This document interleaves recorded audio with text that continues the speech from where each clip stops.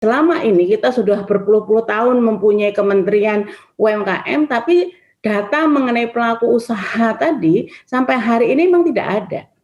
Jangankan yang ultramikro, usaha kecil menengah pun juga masih bias gitu kan, pendataannya. Nah, menurut saya ini yang memang titik krusial yang harus benar-benar dibenahi. Sebagaimana kemarin kan dana-dana perlindungan sosial juga demikian, karena data DTKS, data terpadu kesejahteraan sosial juga nggak ada. Demikian juga data-data UMKM ini tidak ada. Menurut saya data-data yang selama ini dirilis ya oleh BPS maupun juga selalu diadopsi oleh Kementerian UMKM juga menurut saya harus dievaluasi lagi rasionalitasnya.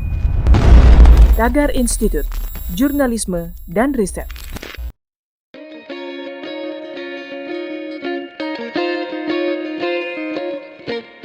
Halo Tagarians, para penonton Tagar TV dan juga pembaca Tagar ID, terima kasih tetap setia di YouTube channel Tagar TV. Hari ini kita mau bahas tentang bantuan Presiden untuk UMKM sebesar 2,4 juta rupiah yang sudah dibagikan sejak Agustus 2020.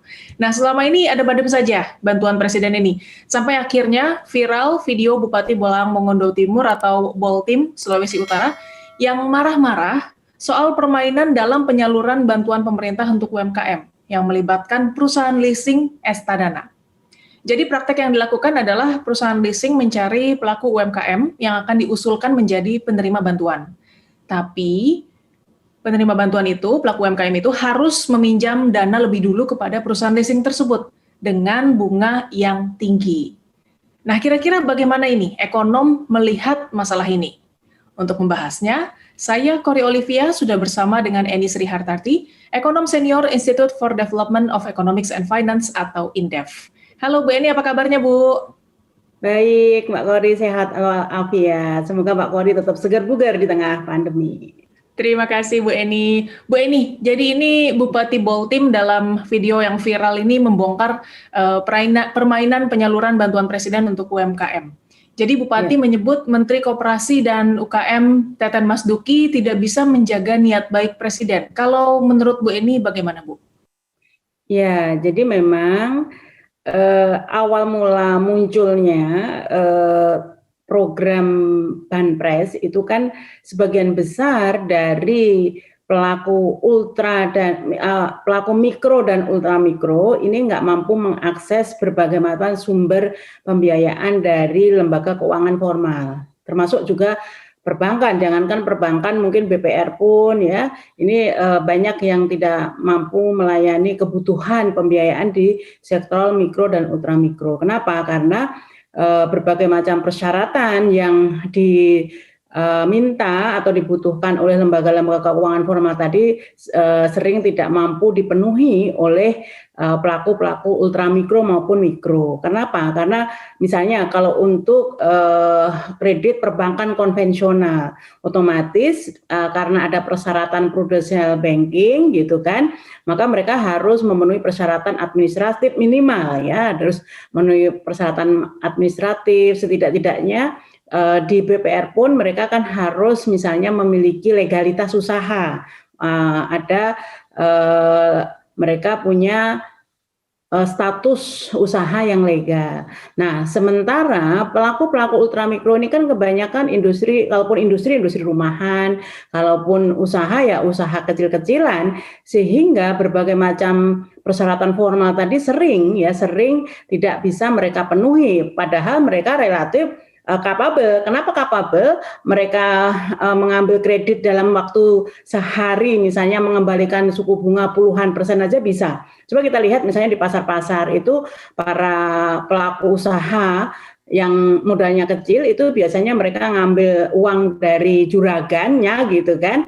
Nanti sebelum pulang sampai rumah mereka sudah mengembalikan, misalnya ambil modal 1 juta, mereka bisa kembalikan 1,2, 1,3 juta, itu berapa puluh persen itu kan. Nah, artinya mereka sebenarnya sangat capable. Tetapi untuk bisa mengakses, memenuhi persyaratan-persyaratan formal mereka tidak mampu. Nah, sehingga ada di tengah pandemi ini ada luncuran yang bersifat Banpres.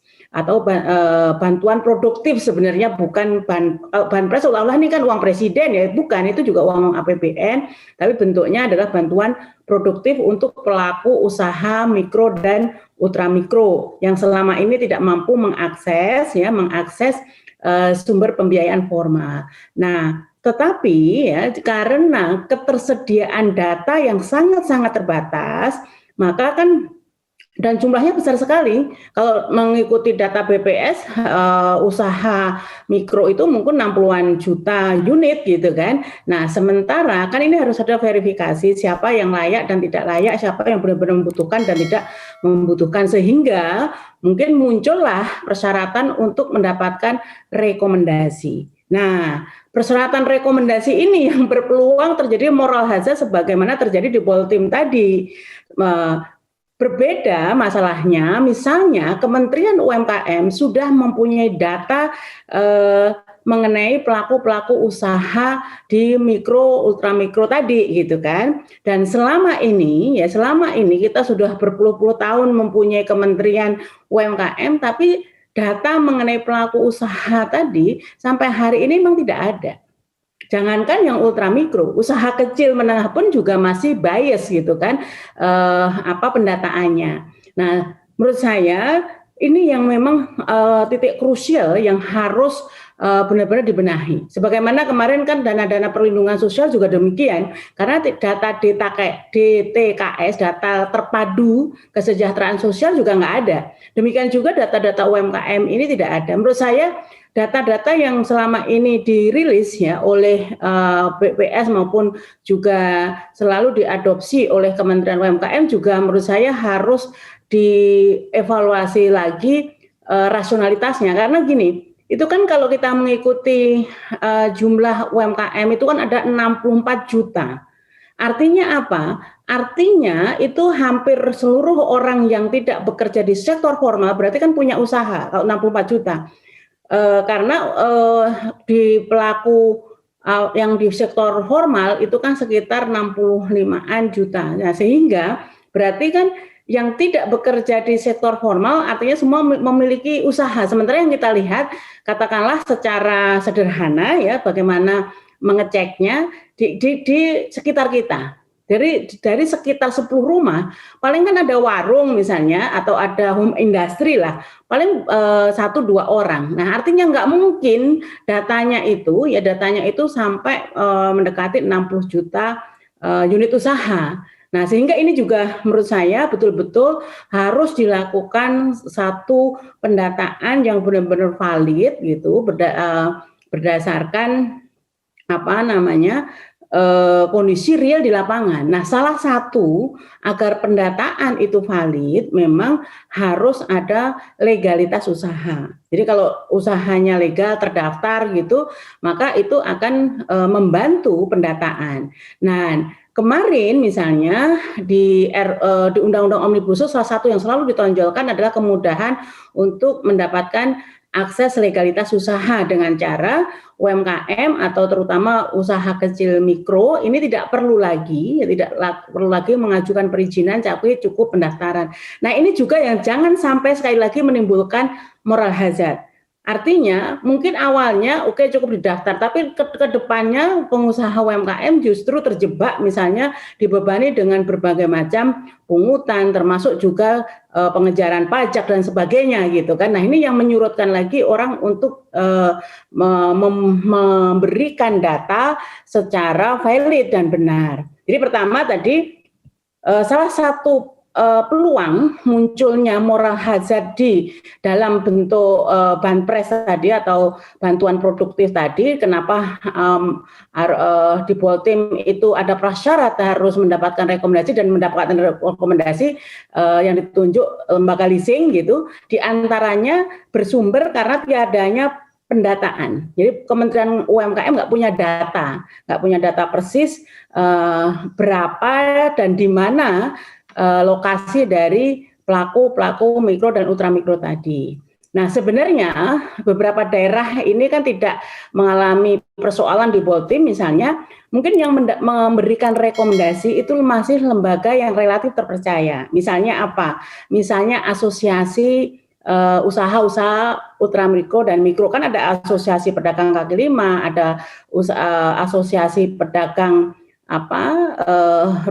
industri rumahan dan sebagainya, ini ada. Nah, karena rekomendasinya itu relatif terpercaya, mungkin tidak sampai menimbulkan moral hazard, atau juga koperasi-koperasi yang formal yang selama ini misalnya melayani mereka. Nah, sehingga mereka juga bisa merekomendasikan bahwa inilah usaha-usaha mikro dan ultramikro yang memerlukan bantuan, sehingga tidak sampai muncul kasus seperti di Poltim. Nah, ini harus diusut tuntas siapa misalnya yang menentukan kok lembaga leasing yang memberikan. Pertama, kenapa harus lembaga leasing yang memberikan rekomendasi? Kedua, kenapa lembaga leasingnya itu memberikan persyaratan harus berhutang dulu atau bertransaksi dulu dengan lembaga leasingnya. Secara aturan by regulation saya yakin nggak ada bahwa untuk mendapatkan bantuan produktif tadi harus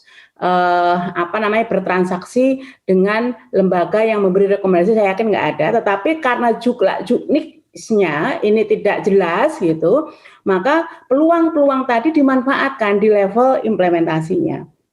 Mbak Kori, kita sering dengar ya bahwa persoalan-persoalan itu selalu berada di detail, selalu berada di level eksekusi. Begitu aturan-aturannya itu tidak jelas, tidak transparan dan akuntabel, itulah peluang-peluang terjadinya berbagai macam moral hazard. Termasuk secara filosofi, saya sering sekali mengingatkan sejak awal bahwa bantuan produktif itu harus hati-hati. Karena apa?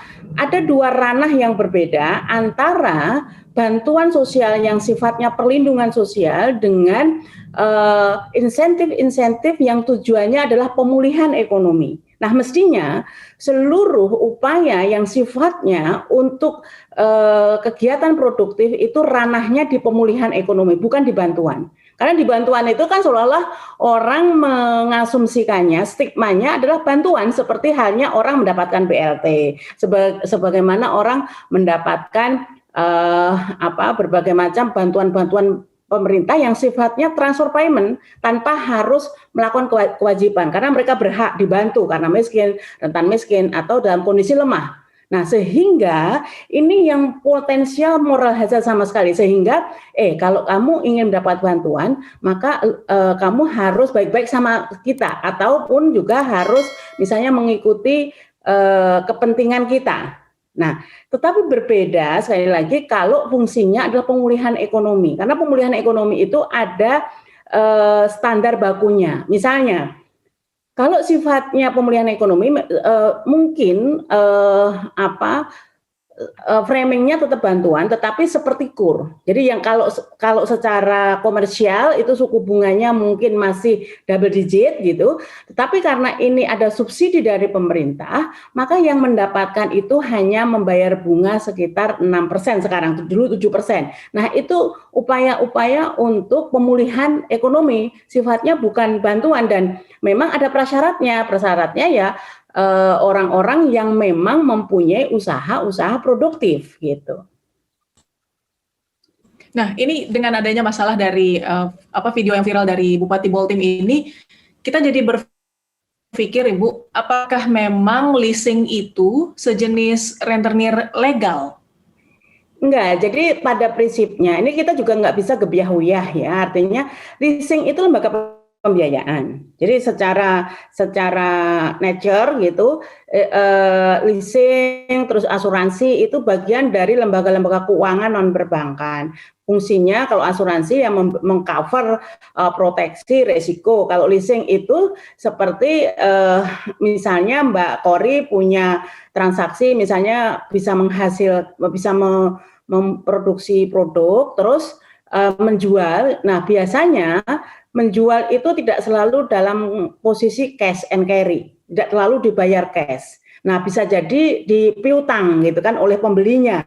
Nah, sehingga surat perjanjian MOU antara pembeli dengan Mbak Kori tadi itu bisa dijaminkan ke lembaga leasing. Nah, seperti halnya juga misalnya orang membeli kendaraan, itu kalau leasing kan biasanya bisa diartikan juga dengan kredit. Artinya itu bagian dari pembiayaan, modifikasi dari lembaga pembiayaan seperti halnya perbankan. Kalau perbankan mendapatkan kredit langsung mendapatkan pencairan kreditnya dan setiap bulan mengangsur gitu. Nah, ini agak ada modifikasinya. Dan cuman yang menjadi persoalan atau kasus ya di dalam bantuan produktif di Poltim ini, mengapa kok untuk mendapatkan bantuan itu harus mendapatkan rekomendasi dari lembaga leasing, dan itu kan masih koma ya, rekomendasi mungkin nggak masalah karena lembaga leasing memang sering berhubungan dengan para pelaku mikro dan ultramikro. Tapi yang menjadi persoalan kenapa untuk mendapatkan bantuan itu harus ya melakukan transaksi terlebih dahulu dengan lembaga pemberi rekomendasinya. Itu yang menjadi persoalan menurut saya. Nah, ini kan apa yang disampaikan Bupati Poltim ini dalam video yang viral, apakah juga bisa dibilang lalu siapa yang sebenarnya menunjuk ya? Ini yang harus dirunut, itu siapa yang menunjuk bahwa yang memberi yang mendapatkan bantuan itu harus mendapatkan lembaga surat rekomendasi dari lembaga leasing. Saya ingat betul dulu kan pernah ada misalnya ya, ini bisa jadi berbeda kasus, tapi dulu kan pernah ada surat misalnya dari staf sus presiden yang misalnya ya memberikan surat edaran. Nah, sekarang bisa jadi siapa yang memberikan surat edaran ini sehingga yang mendapatkan bantuan produktif tadi yang harus mendapatkan rekomendasi dari lembaga leasing. Nah, menurut saya ini bisa ditelusuri dan dibuka kasusnya seterang-terangnya. Yang pasti kalau bupatinya marah berarti yang memberi rekomendasi bukan bupatinya gitu. Dan bupati cukup mempunyai kewenangan dan kekuasaan di daerah tersebut, sehingga menurut saya Pak Bupati jangan hanya viral marah gitu, tapi usut tuntas siapa yang memberikan kewenangan bahwa yang harus memberikan rekomendasi itu lembaga leasing, dan siapa yang juga harus mewajibkan para calon penerima bantuan tersebut itu harus bertransaksi terlebih dahulu dengan lembaga leasing. Ya, apakah ini juga bisa disebut sebagai wujud kegagalan Teten Mas Duki sebagai Menteri Koperasi dan UKM? Ya pasti kalau levelnya menteri tidak seluruhnya mengurusi sampai hal yang detail kasus per kasus. Tetapi dalam hal ini bahwa Kementerian UMKM mempunyai kelemahan dalam hal pendataan dan suplai terhadap pendataan usaha-usaha mikro dan ultramikro ya.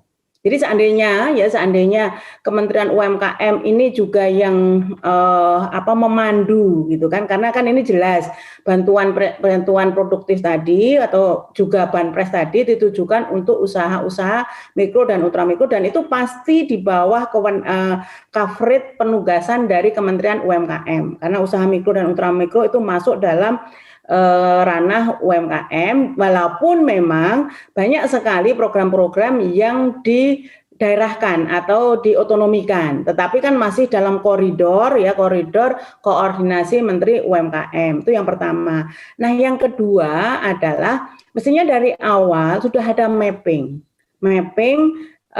bagaimana eksekusi dari program-program untuk UMKM. Selama ini sebenarnya kan sebelum COVID itu pun untuk ultramikro itu kan sudah ada beberapa program seperti UMI misalnya ya. Dan juga beberapa yang melalui mekanisme bekerja sama dengan organisasi masyarakat seperti NU dan sebagainya. Nah, mestinya data-data tersebut bisa diintegrasikan ketika ini ada luncuran program-program baru. Jadi dan juga sebelumnya ini kan juga ada banyak sekali program-program dulu namanya PNM, program yang mandiri ya, modal penanaman modal mandiri atau yang PNM itu saya agak lupa N-nya singkatannya, tetapi ini adalah semacam luncuran program pembiayaan untuk usaha-usaha produktif gitu. Nah, artinya sekalipun data itu belum terintegrasi, mestinya untuk mengintegrasikan data tersebut bisa dilakukan. Nah, itu salah satu PR mungkin kalaupun nggak kesalahan ya, PR yang mestinya itu terdahulu dilakukan oleh Kementerian UMKM. Karena semua kebijakan, semua program itu kalau basis datanya tidak valid, maka efektivitas dan tepat sasaran dari program itu pasti biasnya sangat besar gitu kan, dan tidak hanya bias tetapi potensi-potensi moral hazard seperti halnya yang terjadi di Poltim itu juga sangat besar. Nah, jadi kalau Pak Teten ingin benar-benar program ini efektif, maka rekomendasi kami adalah bagaimana pembenahan data-data mengenai pelaku UMKM itu urgent sekali. Dan dengan adanya digitalisasi sekarang, teknologi digital dan sebagainya mestinya memudahkan upaya tersebut, sekaligus juga kalau misalnya ingin memperingan dari beban UMKM, maka kan sekarang sudah diberikan ruang UMKM tidak perlu perizinan tetapi cukup hanya pendaftaran. Nah, sehingga tinggal dikoordinasikan dengan seluruh pemerintah daerah dan juga dinas-dinas di daerah itu agar keseriusan dan percepatan pendataan ini segera dilakukan agar mengurangi berbagai macam potensi moral hazard. Nah, yang kedua juga setiap kebijakan seandainya pun memerlukan rekomendasi, maka harus ada ketegasan misalnya bahwa rekomendasi tadi sifatnya kan hanya verifikasi. Jadi bagaimana mungkin bantuan, orang akan menerima bantuan harus diberikan kewajiban terlebih dahulu atau diberikan beban terlebih dahulu gitu kan. Orang tujuannya adalah ingin membantu gitu kan, nggak ada orang membantu seperti halnya misalnya orang mau membantu tapi Anda harus beli barang saya dulu ya, kan nggak bisa, nggak boleh begitu gitu. Kalau dalam pengamatan Bu Eni, apakah Teten Mas Duki memang tepat menduduki kursi Menteri Koperasi? Ya sebenarnya siapapun tepat karena sebenarnya posisi menteri itu kan posisi politis ya, artinya yang sangat dibutuhkan adalah leadership-nya dan kemampuan manajerialnya. Tetapi juga selain kemampuan manajerial dan juga kemampuan leadership, harus dibentuk suatu teamwork gitu kan, yang mampu mengeksekusi di bidang masing-masing. UMKM kan ada bidang pembinaan, pengembangan pasar, terus akses penguatan SDM dan sebagainya, itu harus dibentuk suatu tim yang benar-benar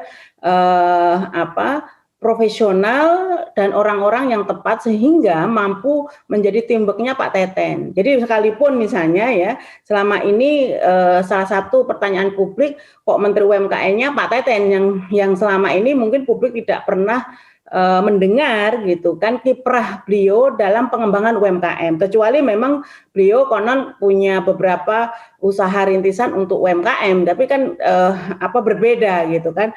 Menurut saya siapapun sebenarnya tepat-tepat saja menjadi menteri gitu kan, termasuk menteri UMKM, tetapi yang pasti ya setelah jadi menteri itu harus paham betul amanat yang dibebankan di pundaknya, terutama UMKM. Jadi UMKM ini kan sering menjadi objek politisasi.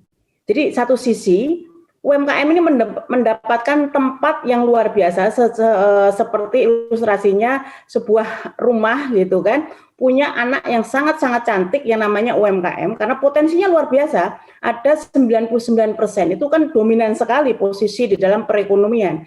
Tapi anak yang cantik ini tidak pernah disekolahin, tidak pernah ya diberikan satu aksesibilitas. Jadi orang tuanya hanya bangga-banggain aja bahwa punya anak cantik gitu loh. Nah, sehingga kemampuan potensi UMKM yang luar biasa ini tidak pernah terekspor dan tidak pernah benar-benar dimanfaatkan sebagai penopang kekokohan ekonomi kita. Nah, dan selalu hanya menjadi narasi saja, menjadi bahwa semua orang berpihak kepada UMKM, semua kementerian lembaga diberikan tugas untuk mempunyai empowering gitu kan, pemberdayaan terhadap UMKM, tidak hanya kementerian lembaga, bahkan BUMN juga diberikan tugas untuk memberikan CSR terhadap UMKM. Tapi sebatas gitu kan, sebatas retorika. Nah, sehingga kalau pemerintah ini benar-benar ingin menempatkan UMKM sebagai ujung tombak perekonomian kita, karena sekali lagi jumlahnya yang 99% tadi, maka minimal keperpihakan itu ya itu terrefleksi dari misalnya kementeriannya ya harus kementerian teknis, karena ini kan sifatnya teknis sektoral gitu, bukan kementerian negara pertama. Dan kedua, seluruh anggaran untuk UMKM ini terkoordinasi dan terintegrasi. Jangan tercerai-berai di 19 kementerian lembaga. Jadi kalau hari ini misalnya Kementerian Pak Teten itu Mbak, anggaran totalnya hanya sekitar 1 triliun. Dan cuman persoalannya lagi, kalaupun diberikan anggaran lebih dari itu, toh selama ini ya program-program dari Kementerian UMKM itu ya hanya sekedar TOT gitu, trainer on trainer gitu kan, dan bintek, paling banter bintek, bimbingan teknis gitu loh. Jadi sekali lagi untuk menghasilkan memiliki data yang terintegrasi saja tidak mampu. Nah sehingga menurut saya mindset ini, mumpung Pak Teten ini kan dekat dengan Presiden nih, teman baik Presiden gitu kan, mestinya inilah yang harus dilakukan reform terhadap baik kelembagaan maupun juga visi misi kementerian ini ke depan. Jadi bagaimana kementerian ini benar-benar kehadirannya itu sesuai dengan namanya, kehadirannya benar-benar didedikasikan untuk empowering pemberdayaan UMKM. Jadi UMKM ini benar-benar punya ibu kandung atau punya pengasuh gitu kan. Jadi kalau sekali lagi kalau hanya Kementerian UMKM keberadaannya ini antara ada dan tidak ada gitu, dan program-program yang benar-benar untuk pemberdayaan UMKM ini tidak nyata, ya persoalan-persoalan UMKM kita sepanjang Republik ini ya tetap sama gitu. Jadi kalau kita lihat dari berpuluh-puluh tahun, posisi UMKM ini tetap menjadi primadona karena 90%, tetapi tidak ada yang pernah naik kelas. Jadi UMKM itu struktur terbesarnya piramida terbalik. Terbesarnya adalah usaha mikro, ultramikro, terus mengerucut ke kecil semakin kecil, menengah semakin kecil lagi, sampai usaha yang besar itu tidak ada 1%.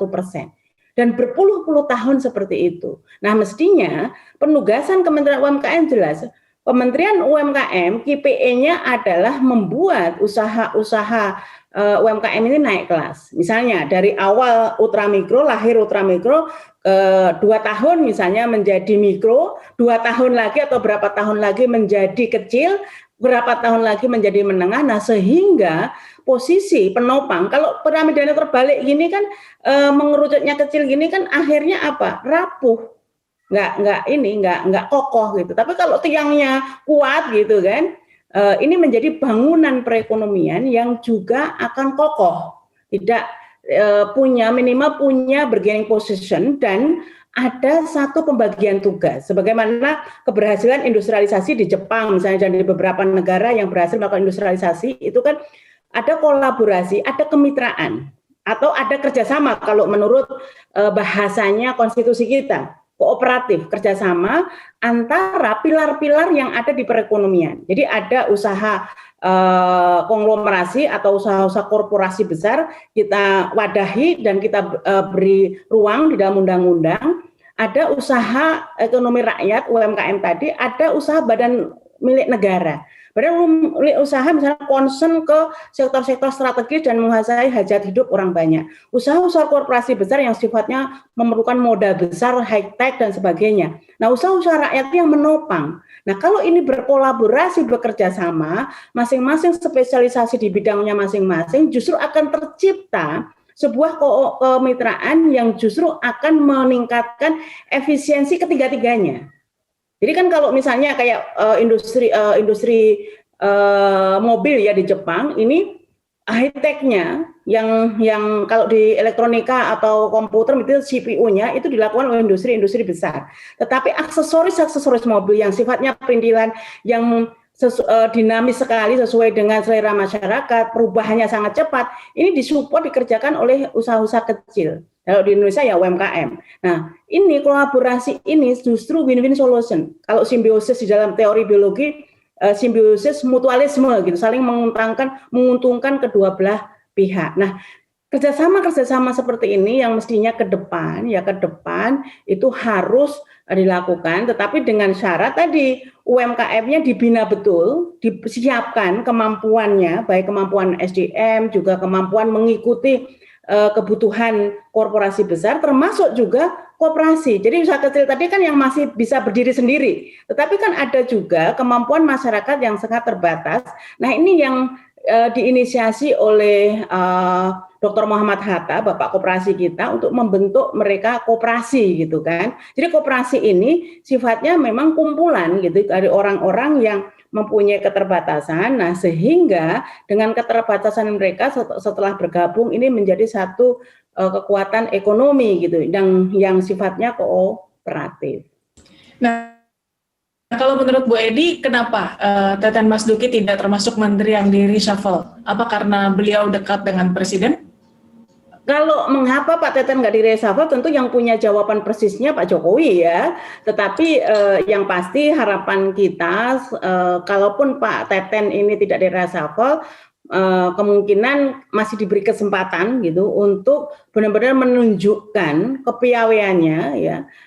Berbagai ide-ide sebenarnya kan kalau kita lihat dari beberapa pidato dan komitmen Pak Teten kan ingin mengembangkan UMKM dan sebagainya. Nah, jadi sisa waktu 2 tahun ini mudah-mudahan nggak sering-sering reshuffle juga. Kalau sering-sering reshuffle kapan kerjanya menteri gitu kan.